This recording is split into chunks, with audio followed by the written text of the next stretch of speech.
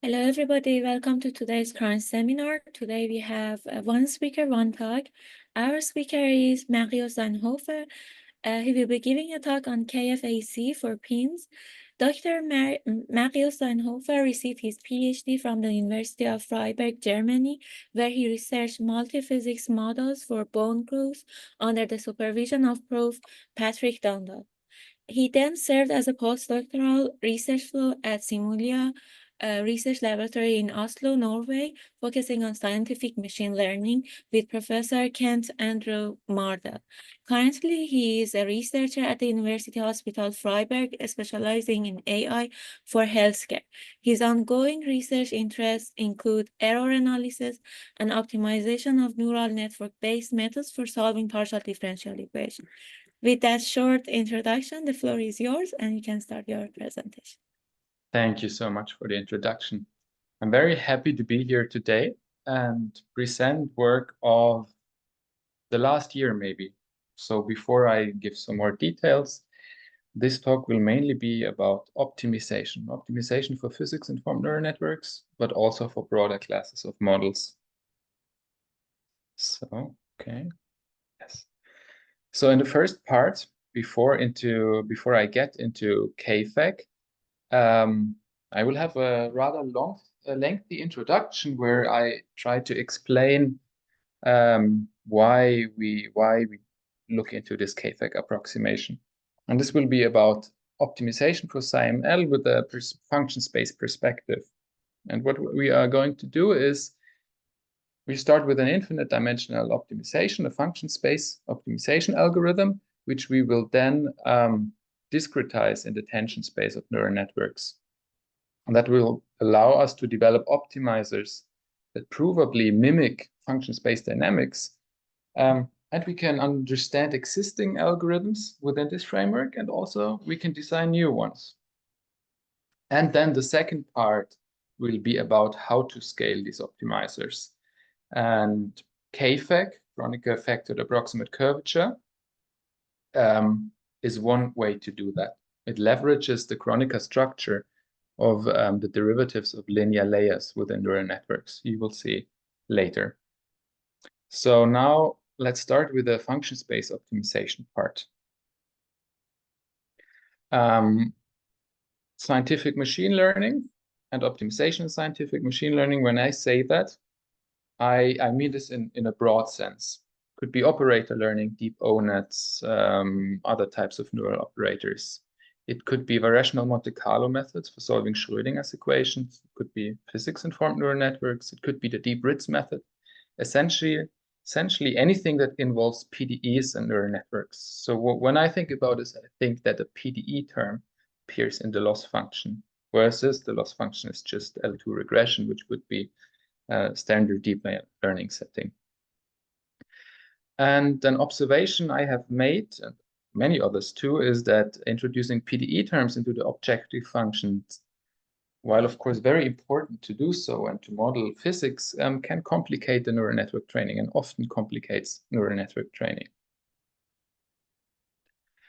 These are two illustrations of this claim or this observation, where the left picture I've taken from a recent paper by Lee and co-workers, which is about rational Monte Carlo, so the solution of a Schrödinger's equation, so a high-dimensional PDE problem. You see the A100 GPU hours here for a single simulation, and you see there are a lot of them for one equation solve. Of course, this is a high-dimensional problem, so you need to spend resources, but certainly improving training algorithms is a good idea if you can manage.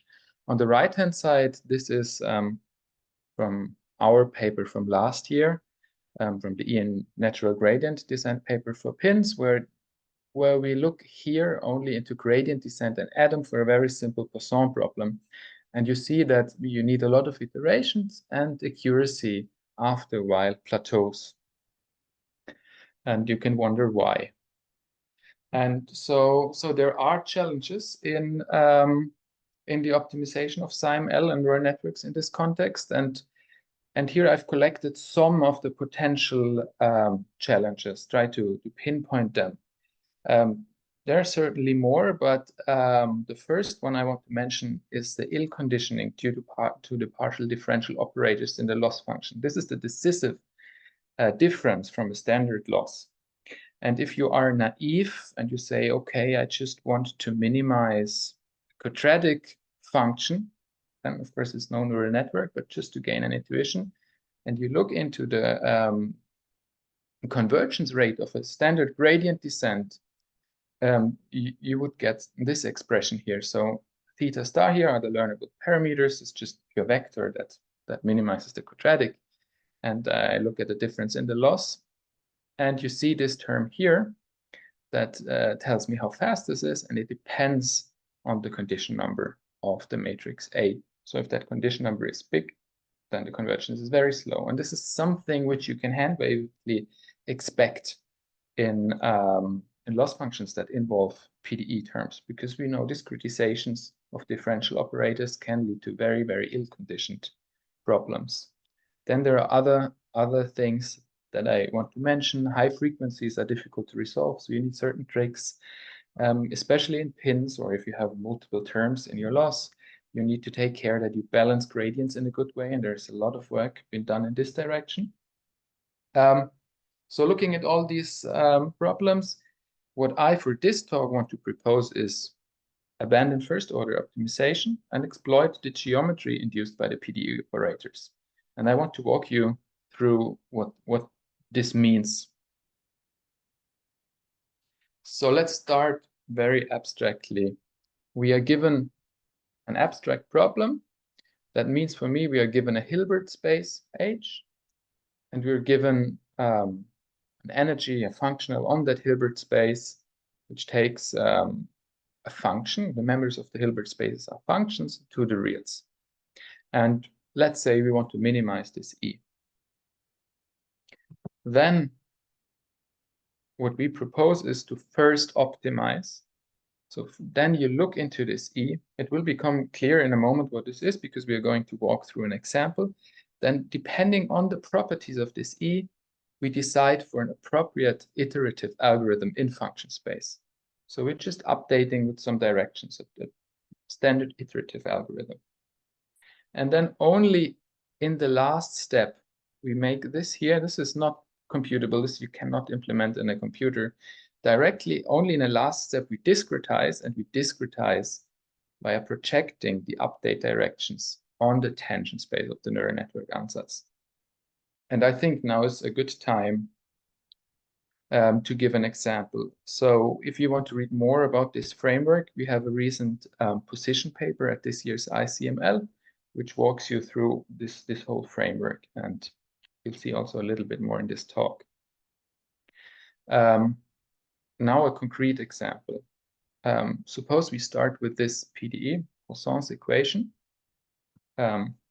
Standard. We reformulate it in the way that you would do it for pins. So L2 norm squared. For simplicity, we're not discretizing integrals right now. Of course, you need to do that at some point.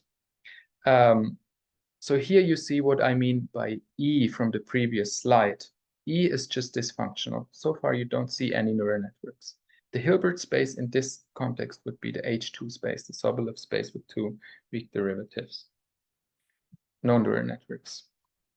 The next step is that you look at the structure of E and you decide what algorithm would be a good algorithm to minimize E. E is a quadratic because the PDE is linear. And for a quadratic, Newton's method has one-step convergence because Newton builds a quadratic model and minimizes that model. And if I write out Newton for this functional in function space, it looks like this. Invert the Hessian, which is an operator from the Hilbert space to its dual. Insert the Fléché derivative, which lives in the dual, take it back. So this expression here is the D. And this way you step with Newton. And then this should be a general thing. You look at E, you determine what are the properties, what can I exploit, and then you choose an algorithm. And here we chose Newton. So far, still no neural networks. But now is the time for neural networks. So now we decide what kind of architecture we want. I'm not specifying anything so far. These are the neural networks. U theta are the functions that the neural networks represent. Capital theta is the parameter space. Then I collect them here and call them M. Then the tangent space of that object is just the span of the partial derivatives with respect to the trainable parameters.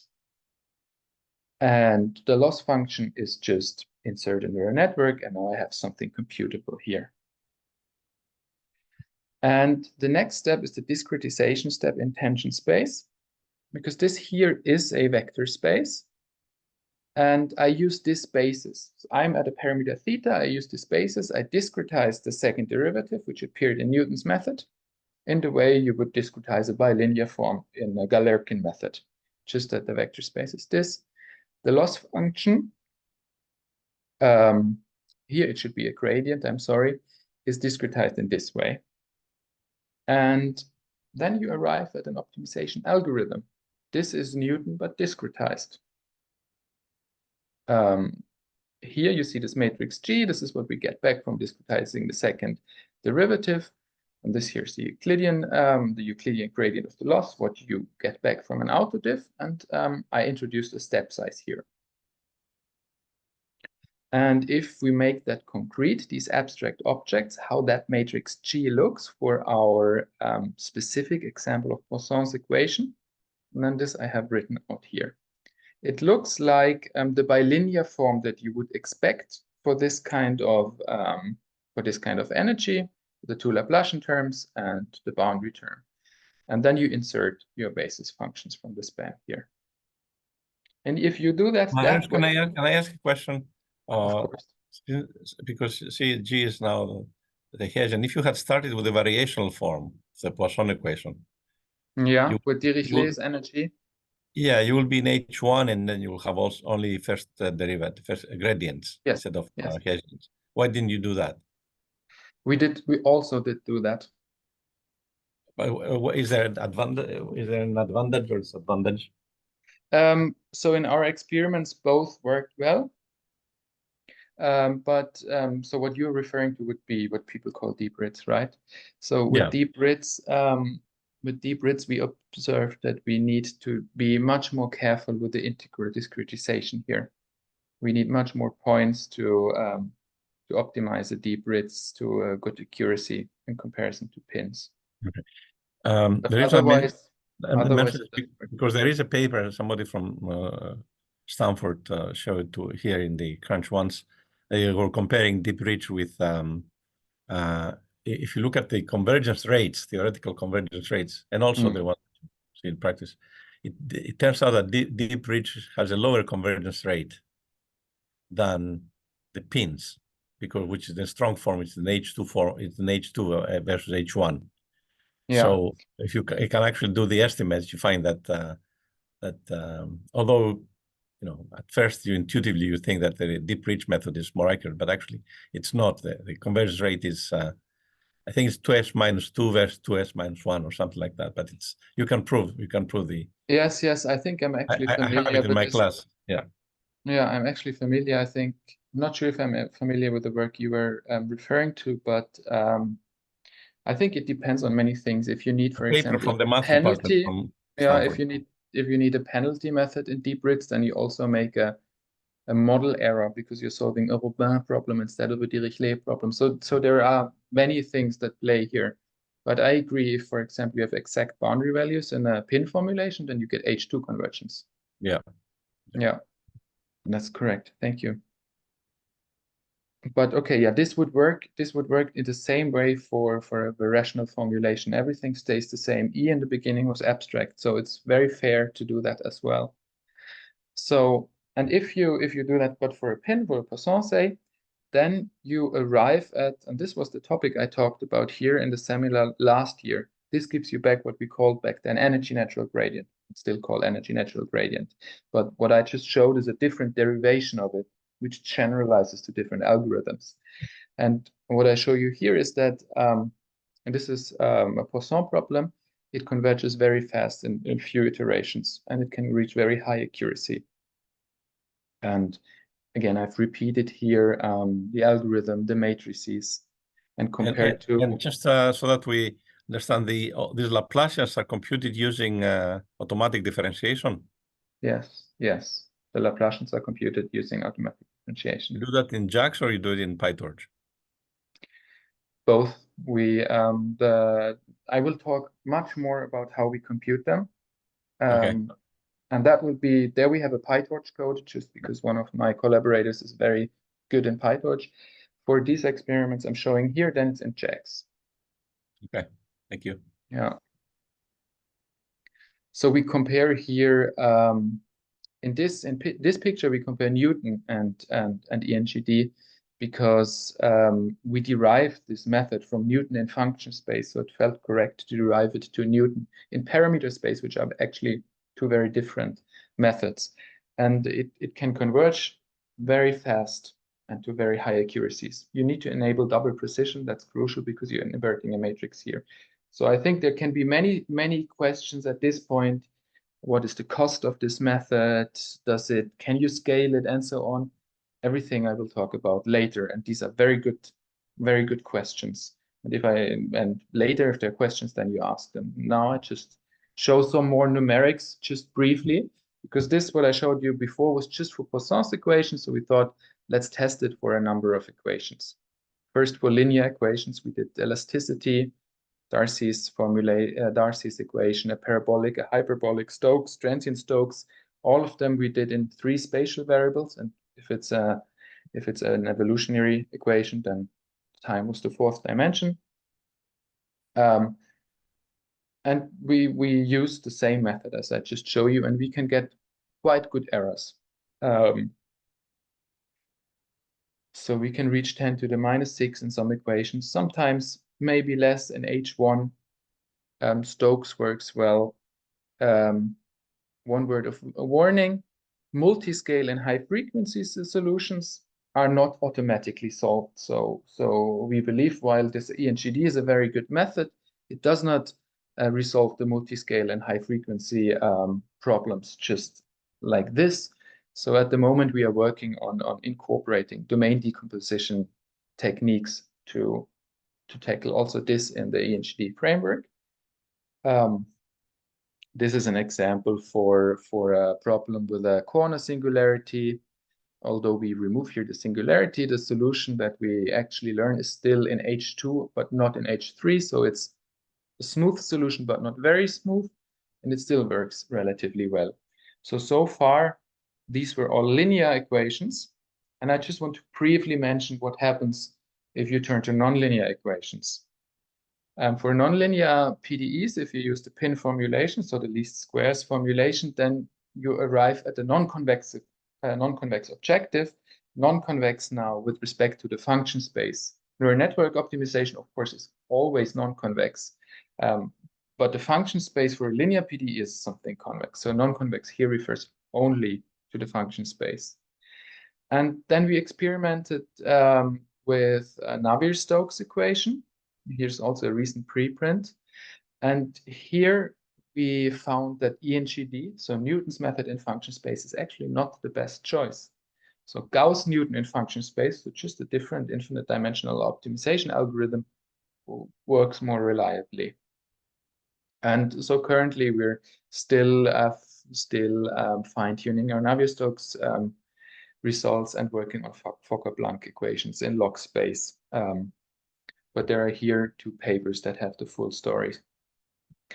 And just to make the picture a bit broader, you can carry out this recipe, but starting from a function space algorithm, you can carry that out for different scenarios. And it turns out that implicitly some works in the literature that recently got published do that without having that viewpoint, but you can view it that way. So Newton we already talked about. Newton in function space, that's what ENGD was. That is, if you interpret it in parameter space, actually corresponds to a generalized Gauss-Newton method. Maybe I just briefly mention here, if you have a saddle point problem. So we're moving away from PIN formulation. We're doing constraint optimization using Lagrange's formalism and use Newton for the zero of the derivative. then what you end up with is, at least for a certain type of PDE, competitive gradient descent, which was proposed by Florian Schäfer in 2019, and then later applied to a pin setting. And that method also performs very well. And you can view it as a discretized Lagrange-Newton method in the framework before. So also this is detailed in our position paper if you're interested in this kind of mathy stuff. Now I want to talk a little bit about what we can prove in this general framework. So all the methods, also the table before that I showed you, in function space, these methods are of the following form. You update, so this would be the direction dk. Remember from before, you just add directions all the time. They have a special form. They take the Fréchet derivative, which is an object in the dual space, and they take it back with a map that possibly depends on your current iterate. So tk here, this is an assumption. It's linear, continuous, bijective from h to h star. This I said already. These algorithms fall within that framework. And we also assume that for every fixed UK, this map is coercive. Coercive means this inequality. And if we assume these things, we can prove a theorem about what our algorithm actually does, what the update directions do. So let me walk you through this. Here in this formula, I've just copied what the generic structure is of the algorithm. Here, the Euclidean gradient of the loss. This is the guy that you compute with autodiff and that every algorithm uses. This G here is where the matrix inversion is, and this is just the step size. So this here is written in parameter space. So the question is now, what are we doing in terms of functions? And this is the next line. If you remember, this here was the structural assumption on what our algorithms do. So this is the dk. I take back the Fréchet derivative somewhere. So this is sort of what we start with, what our direction should be. And the only thing that we're doing is we're projecting it on the tension space with a Galerkin projection. And then we're making an error that corresponds to the step size, of course, because we're not doing flow, but we're doing discrete steps. So this is the proof that in this setting, we're actually mimicking function space dynamics. And I have a picture here for you to visualize that. And let me just explain what the things are, because there are a lot of things on here. So first line is a Poisson equation with a simple solution. Second line is a Navier-Stokes example with a Courvasnay flow. U star is the true solution, is the ground truth. U theta is our neural network as a function, and here it's at initialization. So what you see here is the error, the mismatch between ground truth and the neural network at initialization, could be anywhere. So because this guy here is almost zero, in this case, you're actually seeing the difference here. So the best update direction you could do, if you want to step one direction on this U theta, the best direction you can do is precisely what this image. And then if you plot what the different optimizers do, you see here Newton and function space, so E and GD, matches this perfectly. Where when you plot Newton in parameter space, this is not so helpful. Gradient descent also is clueless about the right direction. And this picture here, this row is the same. So this would be the perfect update direction. And for the Navier-Stokes equation, this is what Gauss-Newton in function space. So if you do this with the Gauss-Newton as a starting point does, it matches quite closely. Newton in function space, in this case, also matches quite closely. Newton in parameter space doesn't really match, and gradient descent, again, doesn't even capture the frequencies of the difference. So here, the difference in frequency, I think, can be explained because this U theta is already when we're maybe at 1% relative L2 error in the optimization process. So this is the reason why this here is high frequency and this is not high frequency. So we see that the projection theorem that we had is matched perfectly in experiments.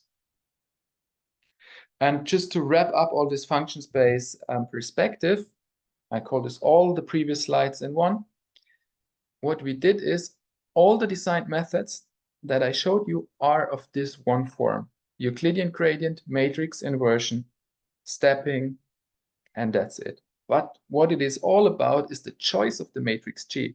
The matrix G is chosen in a principled way. Why? Because it's chosen according to the projection theorem, or the projection theorem backs up the direction that it leads to. And it's application dependent because we look into the structure and function space, and that's where we decide which algorithm to use. And you can understand it as a Galerkin discretization, so what finite element methods do, but in the tangent space of the ansatz. So at every step, your Galerkin space will change. And at this, can you make a little bit more clear the Galerkin? So you show us the basis yes, is partial derivatives with respect to inputs, right? These are the basis. This is the basis. The basis is the partial derivatives with respect to the trainable weights. So with respect to the weights in Y. Yeah. And where do you, are you actually, so that's the basis you expand, but then do you actually test it? Do you do a, you have test functions which are the same? Yes. I mean, I can go back to where the math is for exactly this here. So this is the Galerkin space. Right, that's the basis. That's the basis. And here sort of I feel the system or the stiffness matrix, if you will, where this is what the matrix I see. for some problem would so you be. use the same basis. Okay, got it. Yes. Yeah. Yes. And I use the same basis here because we write things as a minimization problem. So you assume that because we're minimizing the pin loss, that's why. Right. So the boundary conditions are hidden somewhere. The boundary conditions are also inside the matrix in this there, case. and then you do also a Galerkin. Yes, jointly. So the form that you would be looking in is the sum of the bulk contributions with the Laplacians and the L2 boundary. I see. Jointly. Yeah, great, thanks. I mean, the formalism of deriving the Hessian of E, that does all the work for you. If you decide I want to do E and GD, that means I compute the second derivative of my function space objective. Yeah. That just tells you this form.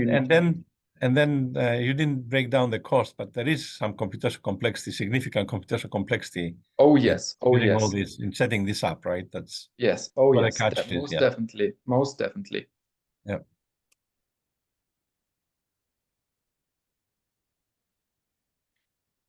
So this is exactly the next slide. What price do we pay for these methods?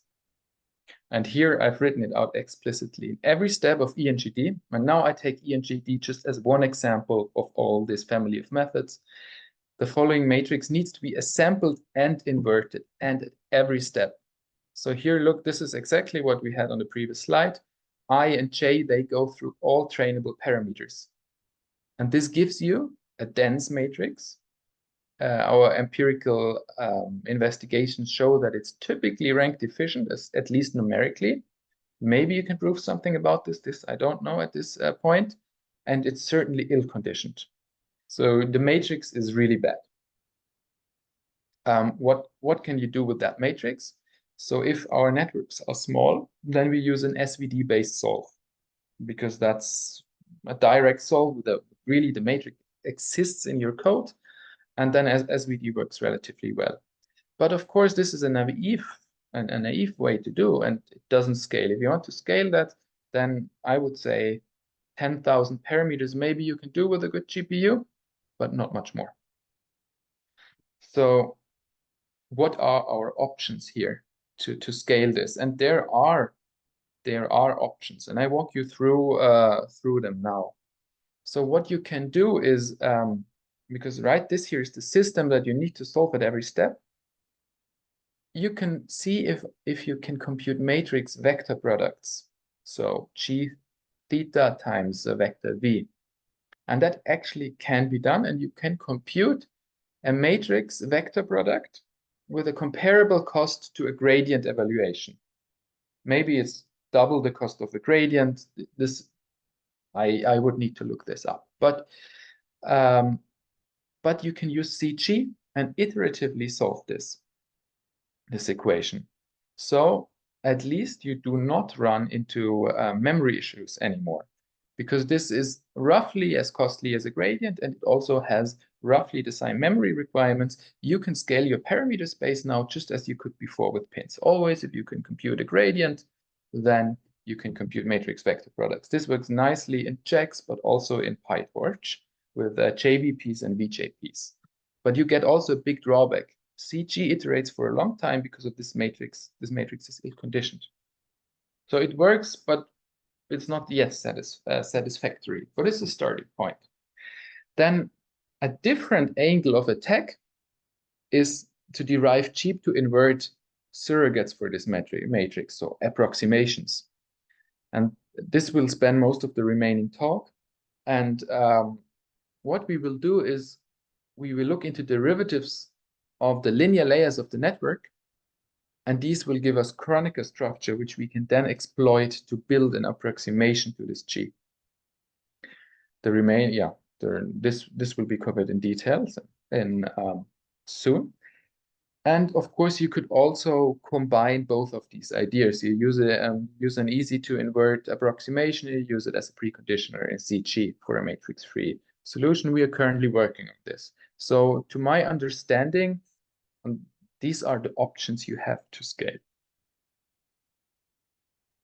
And now the talk will get a bit more technical. I need to apologize, but it is what it is, I think. I'll just walk you through the basics of the Kronecker product. Kronecker product for matrices is you have two matrices, you multiply them, Kronecker multiplication in this form, so you get a big matrix which has n times p cross m times q. By this definition, this matrix is important because it's connected to taking derivatives of matrix valued and functions, also functions that are defined on matrix spaces, because we want to take derivatives with respect to trainable weights. This is why this is important. The key identities for the Kronecker are the following. So especially this first identity here is important later on. It means think of this x as the variable. I map x to a times x times b. Then I can compute this product here instead as a matrix product on a bigger matrix. Now I sort of know the structure of this linear map that sends x to this product. So I can take the derivative of this expression here with respect to x. J here is the Jacobian, so the derivative. Then this is, of course, exactly this matrix. If I specialize here, I set A to be the identity, and I set B to be a vector. So think of weight matrix times input. These derivatives will appear later. Then this has this Kronecker structure, so the vector times the identity. And the last quantity is the crucial quantity, why the Kronecker will help us later on. If I want to invert a Kronecker product, I can invert the factors. Just think about the sizes of these matrices. Here, this is products, P times N cross Q times M. So this is a huge matrix. So, but if I want to invert that, I just need to invert the factors, which are much smaller. So this is the angle of tech we're going after here.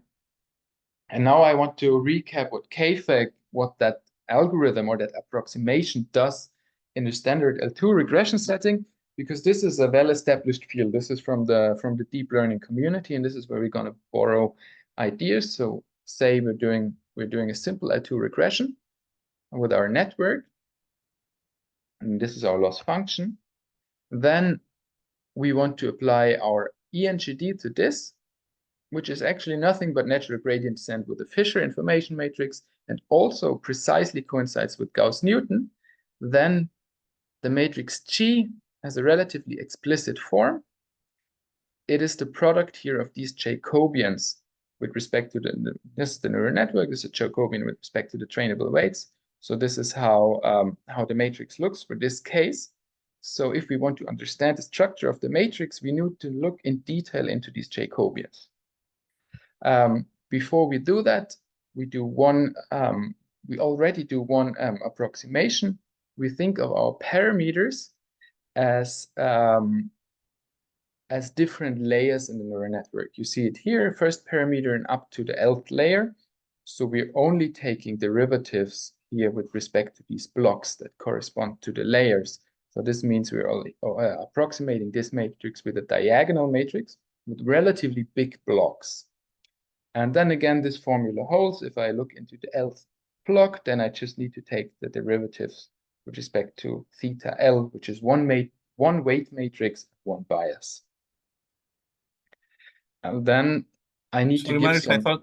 I thought you mentioned linear layers, but here you take all the layers. Yes, some of the layers would be the activation layers, which do not have trainable weights. So this is maybe a bit confusing. So what we're interested are only the layers that have trainable weights, which would be only the linear layers. So what happens to the non-linear layers? You don't update them. They have no trainable weights, so they don't contribute to the derivatives. They do contribute, of course, to the formulas, but they don't have trainable weights themselves. So they do not appear here. They appear implicitly in the computation of these quantities. I'm confused, but I'll have some computational graphs later. Maybe I think it'll get a bit more clear later on. I'll try to mention that when I have the picture of the computational graph. So again, just to recap the notation, and again here the focus is on the linear layers. The nonlinear layers use the same notation, but again they do not have trainable weights. So the Lth layer maps set L minus 1 to set L, and it works by applying a weight matrix WL. And I'm just neglecting the bias because I can append a 1 and make that matrix bigger and have it directly into the linear map. So now we start to compute this expression here. So theta L is just the same as WL because these were notationally the same. And then I use the chain rule where I first send WL to set L. This is this part here. And then the rest of the computational graph gets differentiated. So this is just something that you have available from the backward path, from the backprop, because these are intermediates that you need to compute. Then the second part is just set L is fixed and you apply a matrix to it. So here the formula that we had before for the derivative of the linear layer enters, and then you spell out definitions and you get this Kronecker product structure. So this here we need to remember. This is also on the next slide, because now we have this expression, and the matrix before was this matrix transpose times itself. You have it here. Sorry for the dense slide. Here, this is this expression that we derived on the previous formula. And here I've inserted this guy here and its transpose here. I do the computations. I rearrange, use computational formulas for the Kronecker product. Here I already see a Kronecker product, and then I do one more approximation. So this block here is the product of two Kronecker factors, A times B. So this computation is a bit technical. You need to do it yourself at some point, I guess, if you want to know the details. But I guess just fine at this point to see that it's two factors, and they are much smaller than this matrix. So at this point, if we want to invert this guy, we can do the inversion on the factors. And think of a fully connected layer that maps 256 to 256. If I was to compute the full matrix, it would have this big shape, 65,000 times 65,000. So I get out of memory immediately. But if I want to invert the Kronecker factors, I just need to invert two matrices that are 256 by 256. So I have a rather rough approximation, admittedly, but the speed up is enormous. And this, remember, this is deep learning community. This is nothing that we've invented. I just show it here because we're trying to transfer this. Because now we have a problem in pins and generally with input derivatives. Let's go back to our Poisson equation with the Laplacian here. And just as a recap, then if we write the ENGD matrix it looks similar as before, but now the Laplacian sneaked in here. Ignore the boundary terms for now.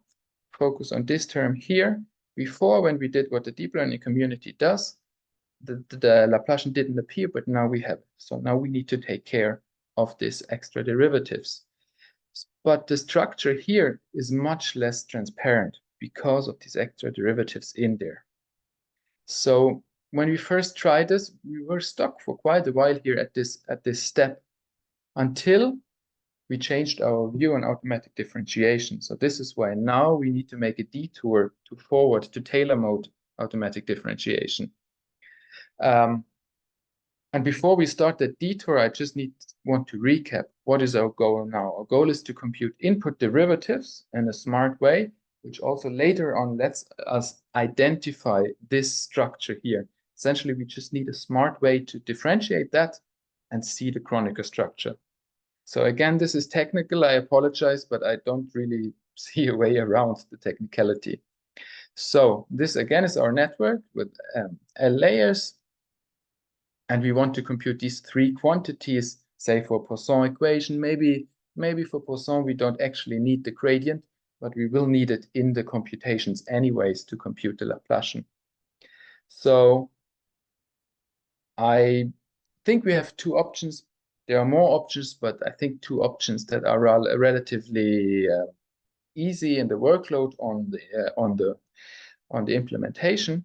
We can do backpropagation, nested, or we can do forward mode or Taylor mode because we have higher derivatives. And I here propose Taylor mode because it will make the computational graph much clearer. So what I show you now is actually the central idea of this recent paper, of the forward Laplacian paper, which has become quite popular in the VMC community. But this is not our idea, but our idea is that we can leverage this to identify the structure, the Kronecker structure. So here are the formulas on how to forward propagate a forward pass, the partial derivatives, and also the Laplacians, exactly like this forward paper does.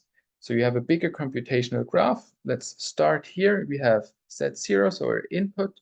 We initialize all our partial derivatives with the basis vectors, one at the ith component, and we initialize Z0 with a 0 vector.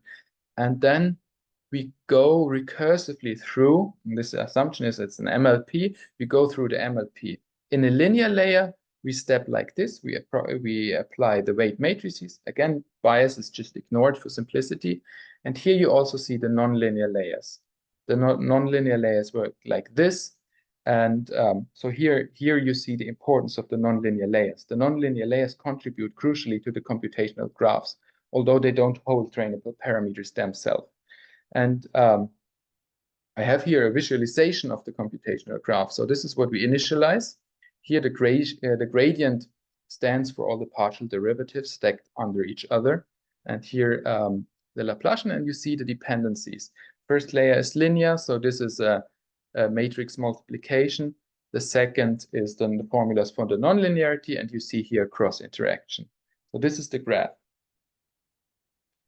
And just an illustration, this is from the forward Laplacian paper. This actually, although the graph looks bigger, doesn't increase computational complexity. It actually helps in several cases. It can reduce memory, it can speed up things.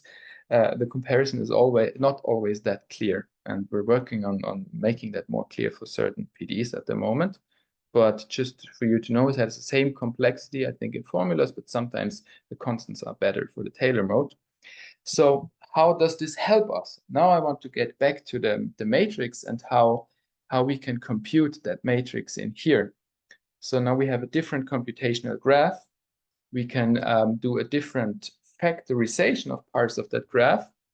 And specifically, this term we factorize by sending the weight matrices to these quantities, and then just the rest of the graph is in the second function here. And I have a graphical visualization in a second. And this second factor, because what is hidden here in the formulas are just applications of matrices, that will give us Kronecker structure. So here again, the same graph from before. In pink and blue, you see how to factorize on the graph. This guy here in pink is just the weight matrix applied to these intermediates, and the rest, you just put it all together in one function. And if you do backprop on that graph to compute the Euclidean gradient, and this is the way we do it, then you have the derivative of this blue map, you have it as an intermediate of the backprop algorithm. So it's there already. So even if you say, I want to do Adam, I don't want to do all this functions-based stuff. I just want to do my plain Adam, but I do it with a forward mode differentiation for the input derivatives. You can do the same. And you would have the intermediates of that to compute the step of Adam. You would have them just by the backprop. So now, and soon we're done with the technical stuff, we can introduce the notation. This corresponds just to the different rows in the computational graph. I've given them names. And then we can compute how this matrix actually look and where the Kronecker appears. So what is different to the deep learning community is that we get a sum here, and that sum runs over the input, all the partial derivatives, and the Laplacian. And this is this extra sum. We do the approximation as before. We do it in a second, and then we can have an expression for this block in this term. So this is now an exact formula. And in the last step, we throw away terms where s is not equal as prime. So here we just use the diagonal of these sums. This is a bit hand-wavy, but this is also established practice in the deep learning community already. You can find it in this recent paper. And that's how, in the end, we come to a cheap to invert approximation of our Gauss-Newton matrix. So this, I think, is the end of the technical stuff. And just to zoom out, we do a block approximation of the matrix. So no interaction between layers that are different, that are away from each other. Then the next step is Taylor mode autodiff. We get a different graph. And then we just factor smartly on that graph and use the intermediates of backprop and use some approximations to separate things in two terms, and we end up with a Kronecker product. So this is a cheap to invert thing. So maybe just some comments on how general is what I've just shown you. So it doesn't have to do anything with Poisson's equation. I use Poisson's equation as an example because you can visualize that computational graph rather nicely. You can do it for general nonlinear PDEs. We have the details in our paper for that derivation. You could do it for variational formulations. What we later on do, I just showed you the derivation of that approximation matrix. We combine it with trust region methods for step size choice. We introduce exponential moving averages to smoothen out the stochasticity in the matrices. We haven't tried what we're planning on trying to just infrequently update the matrices. We use a momentum on it. So there are many tricks. We have barely scratched the surface. The deep learning community has invested so much work in this. So our experiments run now, but it's just the first draft. And you can find all the details that we tried in our recent preprint here. And now I want to show you just, this is actually the next section on the numerical experiments is rather short because we just started with it. And well, I'll just show you what we get. So we start with a simple equation where the ENGD from the beginning worked really well. On the y-axis, you see the L2 error. So this is not a loss. This is square root of the loss, but of course also evaluated at points that were not shown in training. And then you see a number of different optimizers. In blue, you see the methods that do not scale beyond 10,000 parameters. That's where you have big matrices and you have them in memory. Red, orange are first order methods. We have Adam and we have SGD with momentum. Then in light green is what we call Hessian-free here. It's not actually a Newton method, is the matrix-free implementation of the ENGD. The deep learning community calls that Hessian-free, so we did as well. And we have LBFGS. And what do we see here? On a very small net, nothing can beat ENGD. It's the fastest, it has the highest accuracy.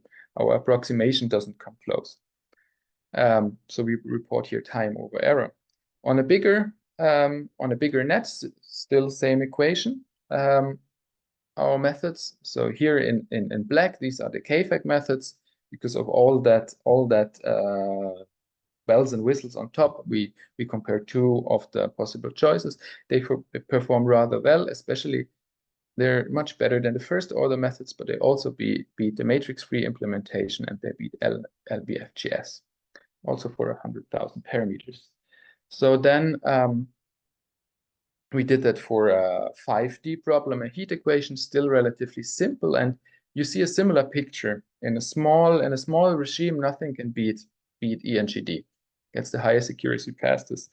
But as you go up in the dimensions of the neural net of the parameter space here, then you see that these approximations start to shine. And now, as a last example, we tried higher dimensional PDE problems. So these experiments actually still run, because there's so many hyperparameters. We're doing a Bayesian optimization over the hyperparameter space. So these are sort of preliminary results. We're still tuning them. And also here, these KFAC methods perform relatively well. Here in a 100D Poisson equation, the difference is not so pronounced, but it's too early for me to really be conclusive here. So we're currently currently excited about these methods and these approximations, and learning every day on how to tune them, how to improve them further. There are many things still to try. And I just want to wrap up with a discussion about the upsides and the downsides of that KFAC approximation, that specific way to scale the natural gradient method. So what we've also observed and confirm in our numerics is that we can scale to millions of parameters now. You see here, you're in the regime of 1 million trainable weights, and we're not even using an A100. I believe we're on the order of 10 to 20 gigabytes of memory that we're using. So we could scale more. So they really do scale in practice. Our preliminary numerical results compare favorable to established methods. I mean, we need to test much more, and we're working on it. And the approximation is PDE agnostic.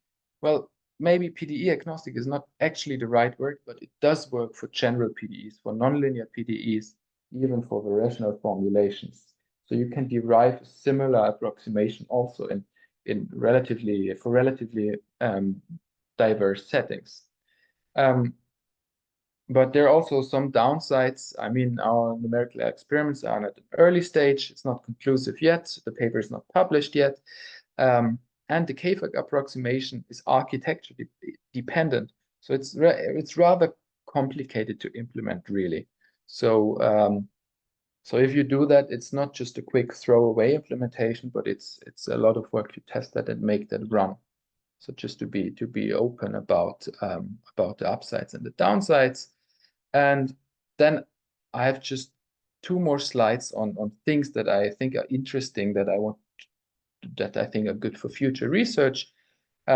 Just to mention them, I'm curious to hear about your opinions here. I think that function space viewpoint that made up the first part of the talk, there are many more things to explore. You could explore infinite dimensional trust region methods.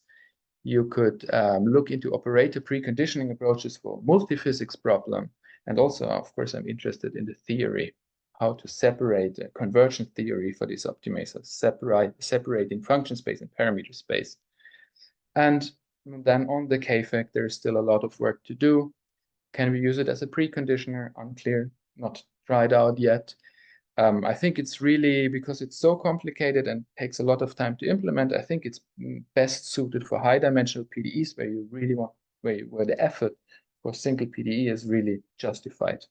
So I'm thinking about Fokker-Planck equations, Hamilton-Jacobi-Bellman equations, Schrödinger equations. So these are just my thoughts. Curious to hear what you think about it. And with that, I thank you for your attention. Thank you so much for your great talk. Now we open the floor for questions. Do we have any questions from the audience for the speaker?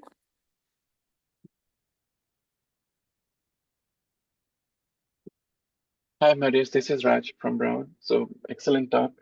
I Thank just you. had a question where you perform the comparison. I think slide number 43.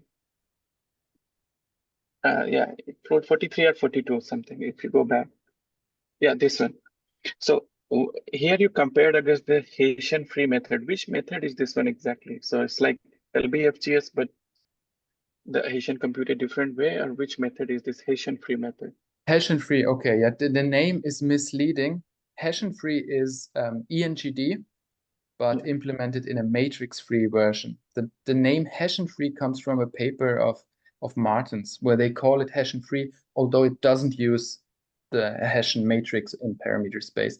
This is, if you think back, the blue curves here, this is ENGD. Yes. This is the matrix-free implementation of ENGD. So it's actually ENGD. Okay. And it seems like it outperforms like in the curve in the middle, it outperforms all the optimizer, right? Yes, Hessian-free.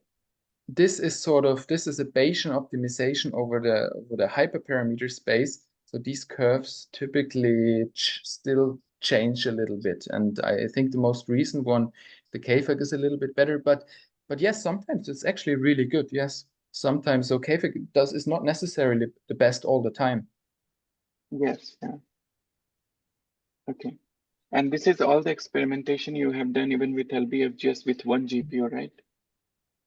Yes, everything is just on the same machine on one GPU, and the code is PyTorch. Okay. We will open source it relatively soon. Sure. Thank you very much. Thank you for your questions. Thank you. And do we have, yeah, George, go ahead. Marius, that was excellent because I was the one who asked the question about scaling up. Yes. Yes, I remember. So they're definitely going to that many parameters. But a couple of months ago, we had somebody from Spain. I forgot his last name. The first name is Jorge. Maybe Elham can tell me what his last name was. And I don't know if you have seen his paper, but he was working with optimization methods and Gauss-Newton. Huh? What's his name? Put it on I can check that. Elham can put the paper on the yeah, of chat course, so that Marius can see it. But he was looking at trust regions and I think Gauss-Newton. Yes. So it was mentioned briefly on the slide that ENGD for a linear PDE actually corresponds to Gauss-Newton parameter space. So there's this correspondence that I saw that. Yeah. He was getting extremely good results with very high accuracy, 10 to the minus 7, 10 to the minus 8. Yeah, because these are exact same methods. I see. Yeah. For linear PDEs, they are the same method. I see. I forgot what, maybe we can see from the paper if he actually solves, but he had very impressive performance without having to factor. Yeah, so if we look here, as long as you can make Gauss-Newton work with your, sorry. As long as you can make Gauss-Newton work, so these would be the blue curves, right? They are also the best performing ones, at least on the left side, because we report time on the x-axis. So we want our methods to be fast. This is just the scale what we chose here. So if you can do Gauss-Newton and can assemble the matrix fully, then this is the best. So if you have a small neural network, you should use ENGD/Gauss-Newton.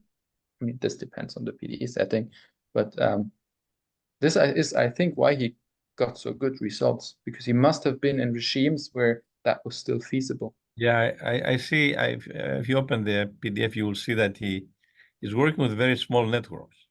This is the reason, yeah. This is the exact reason why he can do it. So you cannot. I'm sorry, I'm opening the PDE and I'm still in my talk. I'm sorry. Yeah. So he still has the issue of scalability. Yeah. Yeah. These are two sides of the same medal. But it is complicated also. You need to evaluate, I think, you commit some crimes because Yes. these errors due to these crimes have to come out somehow. Yes. Maybe in couple problems, maybe. Yeah. It might not be the best method for every PDE, or sometimes I like to view it sort of as a continuum. I mean, if you could do the perfect method, so Gauss-Newton, the most exact one, have the matrix, solve the system perfectly with an SVD to double machine precision, this would be the best. But maybe you want to find the sweet spot between iteration count and offering sacrificing quality in your matrix, increasing iteration count. I think the sweet spot might lie somewhere in between, and this is sort of the difficult question. How much accuracy should you sacrifice in your approximation to the matrix versus how much faster does it make it? There's no clear answer, I think. The benchmark you call 4+1. What is the 1? 3 is time, 3D plus time? Four spatial dimensions and 1 time. Oh, you have 4 spatial dimensions. Okay. Just because we wanted a 5D for no other reasons than having a 5D problem. In terms of high dimensional PDs, we have solved several papers now, 3-4 papers on Fokker-Planck and also Hamilton-Jacobi-Bellman. Yes. Have solved 100,000 dimensions and even 300,000 dimensions. Yes. And, you use different methods. One of them is very, very simple, called stochastic dimension gradient. It's a STGD. Yeah. I don't know if you've seen that, but basically, I'm familiar with it, and I'm wondering if you can combine these ideas. Yeah. I'm not. So there's also another one with the score function where we Fokker-Planck to machine accuracy using by transforming into an ODE. So you can find some benchmarks also there. Yeah, we're actually working. We took one of the examples of your paper just now and re-implementing it. Yeah, this is good. Thank you for the suggestion. Well, now you solved the problem. You solved the problem, the big problem of scaling. I think I don't have any other suggestion other than I think it also needs to be usable. Right now, the implementation is brittle, so it's not yet user friendly. So I think this is going to be a good challenge too. Okay, you need to write a copilot then. Thank you very much for coming. Thank you for the opportunity to speak. Okay. Do we have any other questions from the audience?